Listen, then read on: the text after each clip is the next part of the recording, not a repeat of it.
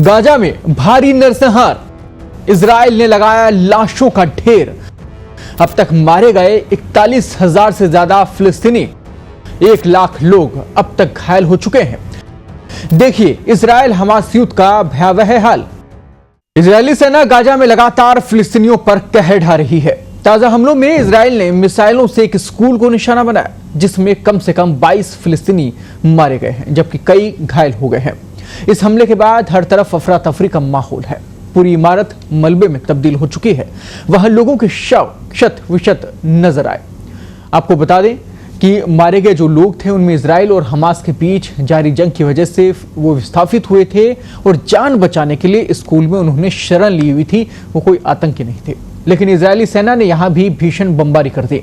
फिलिस्तीन के स्वास्थ्य मंत्रालय का यह कहना है कि पहली बार नहीं है जब इजराइल ने स्कूल पर बम गिराए हो। इससे पहले भी वो कई बार ऐसा कर चुके हैं। एक विस्थापित फिलिस्तीनी फेरियल डलोल ने कहा कि एक पर कई मिसाइलों ने हमला किया।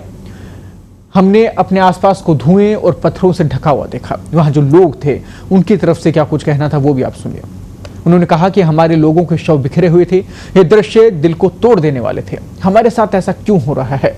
हमने क्या गलती की? इस हमले पर इजरायली सेना ने बयान जारी कर बताया कि स्कूल में हमास के लड़ाके छिपे हुए थे, उन्हें निशाना बनाया गया। वहीं फिलिस्तीनी प्रशासन का कहना है कि स्कूल में कोई हमास का लड़ाका नहीं था, बल्कि वो लोग थे जो इजरायली बमबारी में अपना सब कुछ गंवा चुके हैं।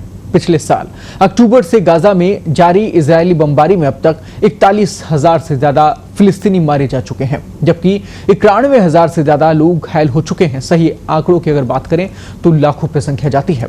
उधर हजारों प्रदर्शनकारियों ने तेल अवीव में मार्च निकाला और इजराइल की सरकार से बंधकों की रिहाई के लिए एक समझौते पर पहुंचने की अपील भी की। बंधक बनाए गए लोगों के परिजनों और दोस्तों को डर है कि गाजा में जंग लंबी खिंची तो ज्यादा बंधक मारे जाएंगे। ये प्रदर्शन ऐसे समय में हुआ जब पिछले 11 महीने से गाजा में जारी जंग को खत्म करने के लिए चल रही बातचीत ठप हो गई है। हमास के साथ हिजबुल्लाह से भी जंग चल रही है। तेल अवीव में लंबे समय से प्रदर्शन कर रहे लोगों ने प्रधानमंत्री नेतन्याहू और उनकी सरकार से इस्तीफा भी मांगा।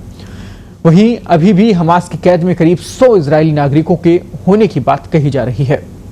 यानी कि युद्ध अभी तक थमा नहीं है। लगातार एक दूसरे पर हमले जारी हैं, चाहे हमास की बात हो, इजराइल की बात हो, हिजबुल्लाह की बात हो।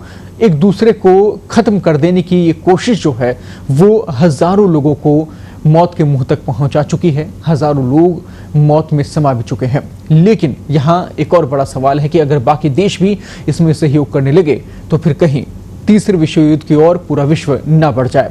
ये भी समझना होगा। बड़े देशों को आगे आना होगा ताकि इस प्रकार के युद्ध समाप्त हो सके। नमस्कार।